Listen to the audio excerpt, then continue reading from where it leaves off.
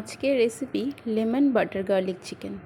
তার জন্য এখানে আমি 500 গ্রাম মতন চিকেন নিয়ে নিয়েছি, আর সাথে এখানে ম্যারিনেট করব হাফ কাপ টক দই আর 1 চামচ মতন আদা রসুনের পেস্ট নিয়েছি। কাঁচা লঙ্কা কুচি করে দিচ্ছি।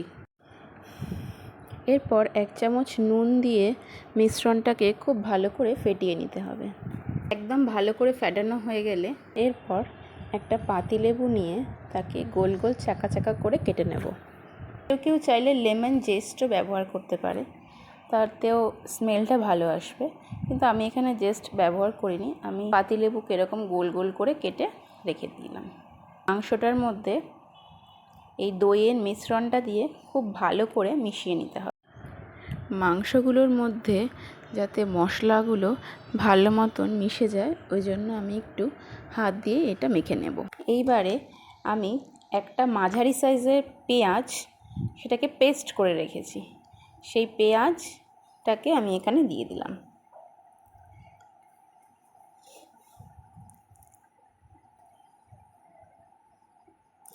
কেউ চাইলে একটু কাজু, একটু চারমগজ এগুলোকে 10-15 মিনিট মতন ভিজিয়ে ওটার পেস্ট বানিয়ে এর সাথে মাখিয়ে রাখতে পারে, সেটাতেও গ্রেভিটা বেশ থকথকে হবে। আমার যেহেতু খুব বেশি থকথকে গ্রেভির দরকার নেই, এই জন্য আমি আর দিইনি। একটু লেমনগুলো সাজিয়ে দিয়ে ওপর থেকে দিয়ে তারপর আমি এটাকে ঢাকা চাপা দিয়ে রেখে দেব। বেশ আধা ঘন্টা 45 মিনিট মতন যদি ম্যারিনেট করা যায় তবে খুব ভালো হয়। আমি এই 1 ঘন্টা পর চলে এসেছি। আমি 1 ঘন্টা মতন ম্যারিনেশনে রেখেছিলাম। দিয়ে কড়াই 2 চামচ মতো সাদা তেল আর একটু বাটার দিয়ে এই রান্নাটাকে করব। খুব বেশি তেলের প্রয়োজন হয় না এতে। এই পুরো ম্যারিনেশন করা মাংসটা একবারে ঢেলে দিতে হবে, তবে অবশ্যই লেবুগুলো উঠিয়ে ঢালতে হবে, না হলে একদম তেতো হয়ে যাবে খাবারটা। লেবু যদি কন্টিনিউয়াসলি এই মাংসের সাথে রান্না করা হয় তবে পুরোপুরি মাংসটা তেতো হয়ে যাবে। তাই জন্য লেবুগুলো জাস্ট স্মেল ছাড়ার জন্য একটু অপেক্ষা করে তারপরে আবার তুলে নিতে হবে। তুলে নিয়ে আলাদা করে রেখে দিতে হবে বাটিতে, চাপা দিয়ে রেখে দিয়ে একদম শেষে আবার ওটার ব্যবহার করব আমরা। একটু ভালো করে নাড়িয়ে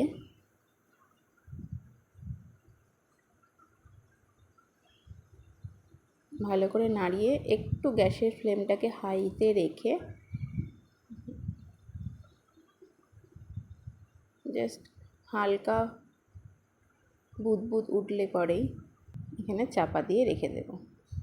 চাপা দিয়ে গ্যাসের ফ্লেমটা একদম মাঝারি আঁচে করে রেখে দেব।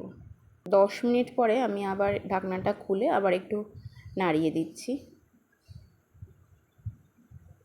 তবে গ্যাসের ফ্লেমটা একদম কমিয়ে রাখলে পরে রান্নাটা খুব সুস্বাদু হয়। কোনো রান্নায় স্লো কুক করলে পরে খেতে দুর্ধর্ষ হয়। আমি একদম হাফ টিস্পুন চিনি দিয়ে দিয়েছি। আর কাসৌরি মেথিটাকে অনেকে ড্রাই রোস্ট করে গুঁড়ো করে দেয়, তবে আমি এইরকম নিয়ে আর হাতে হালকা ঘষে ছড়িয়ে দিলেই ভালো লাগে কাসৌরি মেথিটা। আবার চাপা দিয়ে রেখে দেব বেশ খানিকক্ষণ। আবার 10 মিনিট পর ঢাকনা খুলে দেখব। যেহেতু মাংসটা 1 ঘন্টা মতন ম্যারিনেট করা থাকে, এই জন্য খুব তাড়াতাড়ি এটা হয়েও যায়। খুব কম উপকরণে খুব কম তেলে এই মাংসটা রুটি, পরোটা, পোলাও, ফ্রাইড রাইস যে কোনো আইটেমের সাথে খেতে ভালো লাগে। ভাত দিয়ে কতটা ভালো লাগবে আমি বলতে পারবো না, তবে রুটি, পরোটা, পোলাও, ফ্রাইড রাইস এইসব দিয়ে খেতে অসাধারণ লাগে।